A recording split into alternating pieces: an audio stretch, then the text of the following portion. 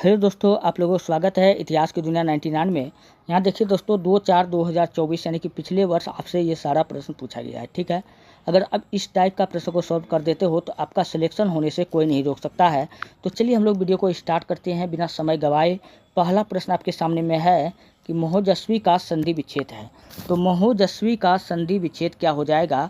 तो चलिए हम लोग इसका संधि विच्छेद करते हैं। महोजस्वी का क्या होगा? तो महोजस्वी का संधि विच्छेद क्या हो जाएगा? महाजोड़ ओजस्वी। क्या हो जाएगा? महाजोड़ ओजस्वी हो जाएगा। महोजस्वी का संधि विच्छेद हो जाएगा। कहाँ ऑप्शन में दिख रहा है? तो महोजोड़ ओजस्वी गलत है, महोजोड़ ओजस्वी गलत है, अब महोजोड़ ये भी तो पूरा गलत है। महाजोड़ ओजस्वी ऐसा लिखा हुआ यहीं पर है। तो ऑप्शन नंबर ए क्या हो जाएगा? बिल्कुल राइट हो जाएगा।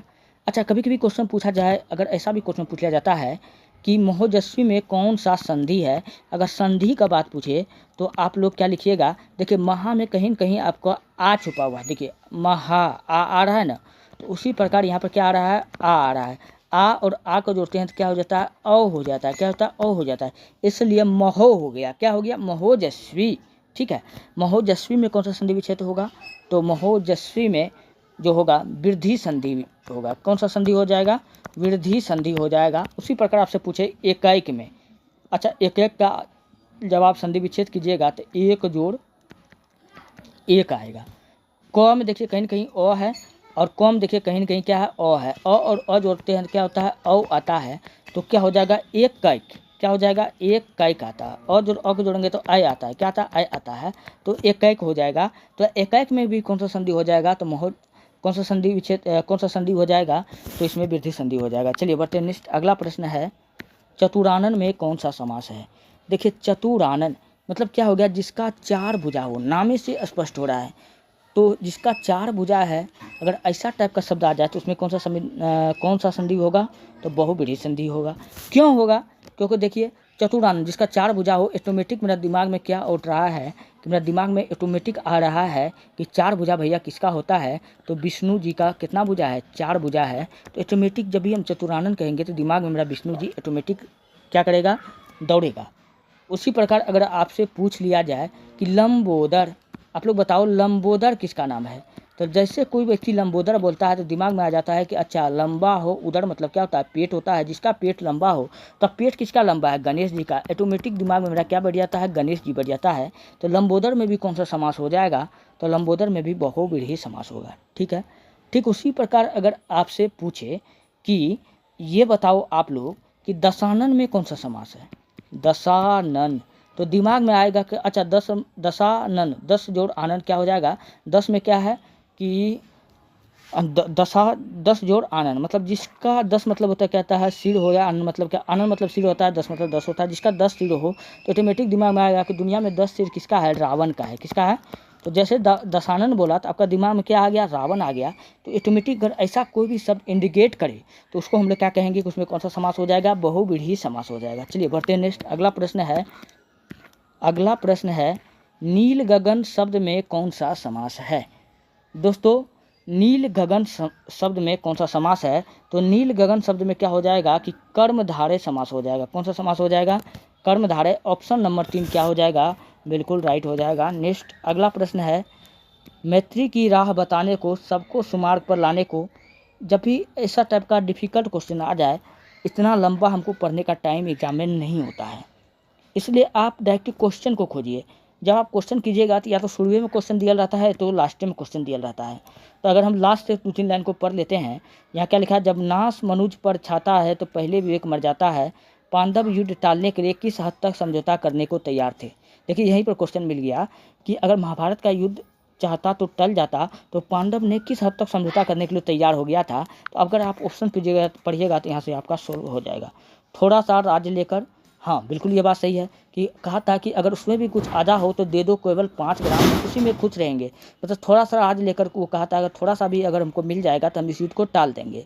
और 1 गांव लेकर बिल्कुल भी नहीं, 10 गांव लेकर, 5 गांव लेकर नहीं। तो क्या हो जाएगा इसका राइट आंसर? थोड़ा सा भी अगर उसको मिल जाता तो वो महाभारत का युद्ध नहीं करता। तो इस प्रश्न का ऑप्शन नंबर 1 क्या हो जाएगा? बिल्कुल राइट हो जाएगा। चलिए नेक्स्ट, हम लोग दिल्ली घूमने गए, वहाँ 4 दिन रहे, किस वाक्य का उदाहरण है? देखिए, वाक्य पूछ रहा है तो रचना की दृष्टि से वाक्य 3 प्रकार का होता है। एक को कहते हैं सरल वाक्य, दूसरा को कहते हैं संयुक्त वाक्य और तीसरा को कहते हैं मिश्र वाक्य। ठीक है, तो हम लोग सरल वाक्य जिसमें एक कर्ता होगा और एक क्रिया होगा, क्या होगा, एक क्रिया होगा, उसको हम लोग सरल वाक्य कहेंगे। और संयुक्त वाक्य का पहचानने का क्या नियम है, तो दोस्तों तीसरा नंबर में क्या है, संयुक्त वाक्य। तो ये संयुक्त वाक्य को पहचानने का नियम क्या हो जाएगा, तो जिसमें क्या रहेगा, इसलिए लगा रहेगा, जिस वाक्य में और लगा रहेगा, लेकिन लगा रहेगा, किंतु लगा रहेगा, परंतु लगा रहेगा, उसमें कौन सा वाक्य हो जाएगा, संयुक्त वाक्य। तो क्वेश्चन पढ़िए, हम लोग दिल्ली घूमने गए और वहाँ 4 दिन रहे। देखिए यहाँ पर और आ गया, तो और हमको अभी तुरंत बताए हैं कि संयुक्त वाक्य में होता है और इसी में बताए हैं, तो ऑप्शन नंबर 3 क्या हो जाएगा, बिल्कुल राइट आ जाएगा, क्योंकि इस वाक्य में और लगा हुआ है तो कुछ सोचना ही नहीं है, इसमें कौन सा वाक्य हो जाएगा, संयुक्त वाक्य हो जाएगा। अच्छा, मिश्र वाक्य का पहचानने के लिए मैंने आपको नहीं बताया, तो मिश्र वाक्य में जो, तो, जब, तब, जैसे, तैसे, जिस वाक्य में लगा रहेगा वो कौन सा वाक्य होगा, मिश्र वाक्य होगा। जैसे उसने जो कार खरीदी वो बहुत महंगी है, तो देखिए उसने जो ना आ गया, तो जो आ गया, तो मैंने अभी जस्ट बताया कि जो, तो, जब, तब, जैसे, तैसे लगा रहे, वो कौन सा होगा, मिश्र वाक्य हो जाएगा। तो फिलहाल इस प्रश्न का ऑप्शन नंबर 3 क्या था, बिल्कुल राइट था, संयुक्त वाक्य। चलिए बढ़ते हैं नेक्स्ट, अगला प्रश्न। अमाउंट आउटस्टैंडिंग के लिए सही परिभाषिक शब्द होगा, तो अमाउंट आउटस्टैंडिंग के लिए जो सही परिभाषित शब्द होगा वो क्या होगा, अध्यार्थित राशि गलत है, जमा राशि गलत है, बकाया राशि नहीं, भुगतान राशि होता है, तो ऑप्शन नंबर 4 क्या हो जाएगा, बिल्कुल राइट हो जाएगा। नेक्स्ट, निम्नलिखित में कौन सा सकर्मक क्रिया का उदाहरण है, सकर्मक क्रिया जिसपे क्या होगा, काम का असर होता है, उसको हम लोग सकर्मक क्रिया करते हैं। राम हंसता गलत है, पक्षी उड़ता गलत है, राव से गलत है। अंजलि पत्र लिखती है, स्पष्ट लिखा गया है कि अंजलि पत्र लिख रही है, अंजलि पर काम का क्या हो रहा है, प्रभाव हो रहा है, तो ऑप्शन नंबर 4 क्या हो जाएगा, बिल्कुल राइट हो जाएगा कि अंजलि पत्र लिखती है, ऑप्शन नंबर 4 क्या होगा, राइट होगा। नेक्स्ट अगला प्रश्न है, पुरातन शब्द का विलोम शब्द क्या होगा। दोस्तों पुरातन का जो विलोम होता है क्या होता है, प्राचीन होगा, पुरातन गलत हो जाएगा, पुराना भी नहीं होगा, नवीन नहीं होगा, प्राच्य हो जाएगा, ऑप्शन नंबर 4 क्या होगा, बिल्कुल राइट हो जाएगा। नेक्स्ट अगला प्रश्न है, ओहो दोस्तों सॉरी दोस्तों यहाँ मिस हो गया, माफ़ कीजिएगा। पुरातन मतलब क्या होता है, पुरातन मतलब होता है पुराना, क्या होता है, पुराना। तो यहाँ पर पुरातन का विलोम शब्द क्या हो जाएगा, तो क्या हो जाएगा, पुरातन का बिल्कुल सही है, प्राचीन होगा, यहाँ ऑप्शन गलत दिया हुआ है, ठीक है, प्राचीन होगा। चलिए बढ़ते हैं नेक्स्ट अगला प्रश्न,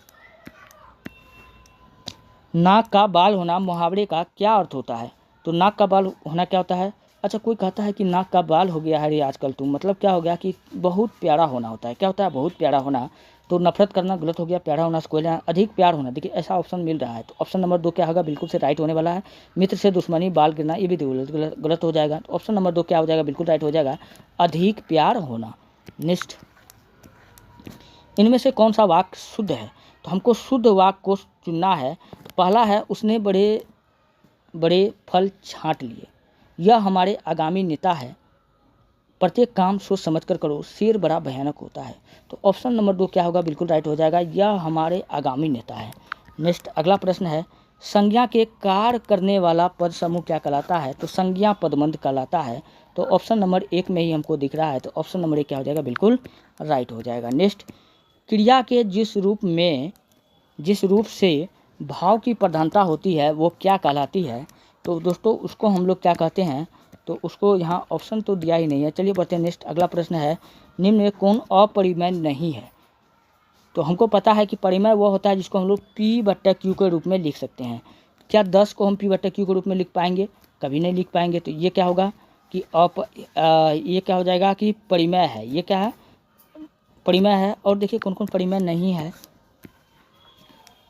24 हो जाएगा, 35 हो जाएगा, √121 हो जाएगा। अगर √21 को लिखेंगे कितना होगा, 11 हो जाएगा, और नीचा में नहीं कुछ है तो 1 है, यानी कि 11 को अगर P माने, नीचे आगे Q मान लेंगे, यानी P/Q के फॉर्म में है, तो यानी यही ऑप्शन नंबर डी क्या हो जाएगा, बिल्कुल राइट हो जाएगा। चलिए बढ़ते हैं नेक्स्ट अगला प्रश्न, वही परिमेय संख्या आपका हो जाएगा, क्योंकि उसको P/Q के रूप में हम लोग लिख दिए।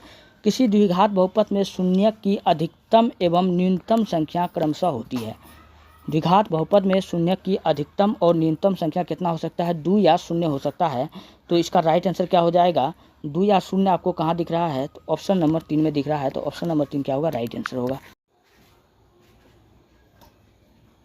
एक सम चतुर्भुज के विकर्ण 8 सेंटीमीटर और 10 सेंटीमीटर है, तो सम चतुर्भुज का क्षेत्रफल ज्ञात कीजिए। दोस्तों विकर्ण को अगर हम D1 मानते हैं तो कितना दिया हुआ 8, अगर D2 मानते हैं तो कितना हो गया 10 हो जाएगा। ठीक है, समचतुर्भुज का जो क्षेत्रफल होता है क्या होता है, समचतुर्भुज का क्षेत्रफल है तो ये होता है 1/2 गुना पहला विकर्ण गुना दूसरा विकर्ण होता है, तो यानी D1 इंटू क्या हो जाएगा D2 हो जाएगा। तो ये हो जाएगा 1/2 गुना D1 कितना है 8 है, D2 कितना है 10 है, 2 चौके 8 ये कट जाएगा, 4 गुना 10 करेंगे कितना हो जाएगा 40 हो जाएगा, 40 सेंटीमीटर। ऑप्शन कहाँ दिख रहा है, ऑप्शन नंबर 4 में दिख रहा है। तो ऑप्शन नंबर 4 क्या होगा, बिल्कुल राइट हो जाएगा। चलिए बढ़ते नेक्स्ट, अगला प्रश्न आपके सामने में है कि एक वर्ग का क्षेत्रफल उसके विकर्ण पर बने वर्ग का अनुपात होता है, कितना होता है 1/2 होता है, कितना होता है 1/2। ऑप्शन नंबर में कहाँ है, ऑप्शन नंबर 2 में है, तो ऑप्शन नंबर 2 क्या हो जाएगा, बिल्कुल राइट हो जाएगा। चलिए नेक्स्ट है, निम्नलिखित में कौन संपूरक कोण बनाता है। दोस्तों जब भी संपूरक कोण का बात किया जाए तो आपसे 180 डिग्री बताना है। संपूरक कोण कितना डिग्री का होता है, 180 डिग्री का होता है। जोड़िए 45 जोड़ेंगे 90, 180 नहीं ना पूरा, तो ये ऑप्शन गलत हो जाएगा। 90 75 जोड़ेंगे फिर भी 180 नहीं पूरा, गलत हो जाएगा। 110 60 जोड़ेंगे तो 170 होगा, 180 नहीं पूरा। 60 और 120 जोड़ेंगे तो 180 पूरी जाएगा, यानी ऑप्शन नंबर 1 क्या हो जाएगा, बिल्कुल राइट हो जाएगा। अच्छा पूरक कोण अगर पूछे तो पूरक कोण कितना होता है 90 डिग्री का होता है, संपूरक कोण 180 डिग्री का होता है, सिर्फ इतना याद रखना है, आपसे क्वेश्चन बन जाएगा। चलिए बढ़ते हैं नेक्स्ट, अगला प्रश्न आपसे के सामने में है, अगला प्रश्न आपके सामने में है कि 0 डिग्री वायुमंडलीय दाब पर, अगर 0 डिग्री वायुमंडलीय दाब होता है तो क्या होता है कि जल का क्वथनांक जो होता है दोस्तों कितना होता है 100 डिग्री सेल्सियस होता है, कितना होता है 100 डिग्री सेल्सियस होता है। तो ऑप्शन नंबर 2 क्या हो जाएगा, बिल्कुल राइट हो जाएगा। अच्छा 100 डिग्री सेल्सियस कितना बराबर होता है, तो 212 फ़ारेनहाइट के बराबर होता है, ये बात आपको याद रखना है। तो इस प्रश्न का ऑप्शन नंबर 2 क्या हो जाएगा, बिल्कुल राइट हो जाएगा। चलिए बढ़ते हैं नेक्स्ट, अगला प्रश्न आपके सामने में है, विटेकर ने वर्गीकरण के लिए कितने मानदंडों का उपयोग किया था। तो R.H. विटेकर का पूरा नाम है R.H. विटेकर। इन्होंने संपूर्ण जीव जगत को 5 भागों में बांटा था, जबकि कैरोलस लिनियस ने कितने भाग में बांटा था, लिनियस ने 2 भाग में बांटा था और विटेकर ने 5 भागों में बांटा था। तो कहीं 5 होगा आपका ऑप्शन में, देखिए ऑप्शन में कहाँ दिख रहा है, तो ऑप्शन नंबर 4 में दिख रहा है 5, तो ऑप्शन नंबर 4 क्या हो जाएगा, बिल्कुल राइट हो जाएगा। नेक्स्ट अगला है, निम्नलिखित में कौन संयोजित टीका है जो बच्चों के डिप्थीरिया, काली खांसी और टिटनस के बचाव के लिए दिया जाता है। तो इसके बचाव के लिए कौन सा टीका दिया जाता है, DPT का वैक्सीन दिया जाता है। तो ऑप्शन नंबर 1 क्या हो जाएगा, बिल्कुल राइट हो जाएगा। अच्छा कुछ मैं और भी प्रश्न बताता हूँ, अगर कहेगा कि टीबी के जाँच के लिए कौन सा टेस्ट होता है, तो टीबी के जाँच के लिए एलिसा टेस्ट होता है। कौन सा टेस्ट होता है, एलिसा टेस्ट किसके लिए होता है, टीबी के जाँच के लिए होता है। ठीक है, और सॉरी दोस्तों, टीबी के जांच के लिए मॉन्टेक्स टेस्ट मिस हो गया दोस्तों, एलिसा किसके लिए होता है, एड्स के लिए, ये बात आपको याद रखना है। जबकि मॉन्टेक्स टेस्ट किसके लिए होता है, तो ये टीबी के लिए होता है, किसके लिए होता है, टीबी के लिए होता है, ये बात आपको याद रखना है। विडाल टेस्ट का संबंध पूछेगा किससे है, तो विडाल टेस्ट दोस्तों किसके लिए होता है, तो विडाल टेस्ट जो होता है आपका टाइफाइड के लिए होता है, और टाइफाइड को हम लोग क्या कहते हैं, टाइफाइड को हम लोग मियाजी बुखार कहते हैं। इसके लिए कौन सा टेस्ट कराया जाता है, विडाल टेस्ट करवाया जाता है। चलिए बढ़ते हैं नेक्स्ट, अगला प्रश्न आपके सामने में है, ओजोन परत में ह्रास इनमें से किसके कारण होता है, यानी ओजोन परत का जो क्षय होता है किसके कारण होता है, तो किसके कारण होता है, ऑप्शन देख लीजिए पहले। CO2 इसका सर्वाधिक कारण होता है, CO2 है, NO2, अच्छा CO2 भी इसका राइट आंसर हो जाएगा, इसके कारण भी होता है, NO2 के कारण होता है, SO2 के कारण होता है, CFC क्लोरोफ्लोरोकार्बन के कारण होता है, तो सब के कारण होता है, लेकिन सर्वाधिक मात्रा में कौन होता है, सबसे अधिक मात्रा में CO2 होता है। तो ऑप्शन नंबर 1 क्या हो जाएगा, बिल्कुल राइट हो जाएगा। तो ओजोन परत का जो क्षरण होता है किसके कारण होता है, CO2 के कारण होता है। ठीक है, अच्छा ओजोन परत कहाँ पाया जाता है, ओजोन परत आपको बताना है कि समताप मंडल में पाया जाता है। कहाँ पाया जाता है, समताप मंडल में पाया जाता है। ठीक है, अच्छा ओजोन परत क्या करता है, पृथ्वी पर आने वाली UV अल्ट्रा वायलेट रेज यानी कि पराबैंगनी किरण से हमारी क्या करती है, रक्षा करती है, ये बात आपको याद रखना है। ठीक है, अच्छा ओजोन परत के संरक्षण के लिए हम लोगों ने कौन सा प्रोटोकॉल किया था, तो हम लोगों ने मॉन्ट्रियल प्रोटोकॉल किया था। बड़ा इंपॉर्टेंट प्रश्न है भैया, मॉन्ट्रियल प्रोटोकॉल। ठीक है, मॉन्ट्रियल प्रोटोकॉल कब हुआ था, तो ये हुआ था 1987 में हुआ था। कब हुआ था, 1987 में। क्यों हुआ था, ओजोन परत के संरक्षण के लिए हुआ था, और ये कब हुआ था, 16 सितंबर 1987 को हुआ था। इसलिए प्रत्येक वर्ष 16 सितंबर को हम लोग क्या बनाते हैं, ओजोन डे मनाते हैं, ये बात आपको याद रखना है। चलिए बढ़ते हैं नेक्स्ट, अगला प्रश्न, प्राकृतिक पर्यावरण में क्या सम्मिलित है? जैवीय, अजैवीय, दोनों, इनमें से कोई नहीं। तो प्राकृतिक पर्यावरण में जैवीय भी हो जाएगा, अजैवीय भी हो जाएगा, तो दोनों क्या हो जाएगा? बिल्कुल राइट हो जाएगा। नेक्स्ट अगला, निम्नलिखित में कौन सा पुरुष स्त्रीकरण की एक विधि में है? तो देखिए ऑप्शन में क्या सब दिया हुआ है, स्त्रीकरण की एक विधि में है, मतलब स्त्री के लिए किसका उपयोग होता है? तो यहाँ 4 ऑप्शन दिया है, मैं आपको यहाँ समझाता हूँ। वेसेक्टॉमी, इसको हम लोग नसबंदी कहते हैं, ये पुरुष के लिए होता है, ठीक है।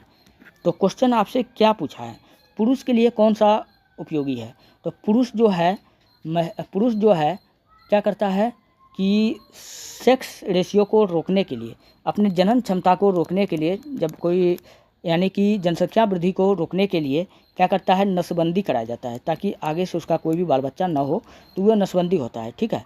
जबकि इसकी स्त्रियों में क्या होता है? कॉपर टी लगाया जाता है। क्या लगाया जाता है?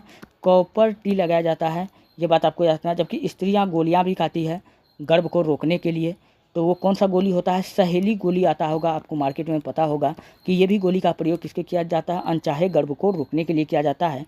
तो फिलहाल पुरुषों के लिए क्या इंपॉर्टेंट है? नसबंदी है, तो इसलिए ऑप्शन नंबर 1 क्या होगा? बिल्कुल राइट हो जाएगा। नेक्स्ट, मनुष्य में ध्वनि की श्रव्यता का परिसर है, मतलब मनुष्य जो है ध्वनि कितना तक सुन सकता है? 20 हर्ट्ज से 20,000 हर्ट्ज तक को सुन सकता है। तो ऑप्शन में खोजिए कहाँ दिख रहा है? 25 हर्ट्ज, उससे ऊपर गलत है, लगभग 20 हर्ट्ज से 20,000 हर्ट्ज तक। हाँ देखिए यहाँ ऑप्शन मिल रहा है, अभी जस्ट मैंने आपको बताया। ऑप्शन नंबर 3 क्या हो जाएगा? बिल्कुल राइट हो जाएगा। केवल 20 हर्ट्ज गलत है, 20,000 नहीं, 20 हर्ट्ज से 20,000 हर्ट्ज, ऐसा मैंने आपको बोला। तो ऑप्शन नंबर 3 क्या होगा? बिल्कुल राइट होगा। नेक्स्ट अगला है, स्रोत यानी उत्पत्ति के आधार पर संसाधन के कितने भागों में बांटा गया है? दोस्तों उत्पत्ति के आधार पर संसाधन को 2 भाग में बांटा गया है। उत्पत्ति के आधार पर एक को कहते हैं जैविक,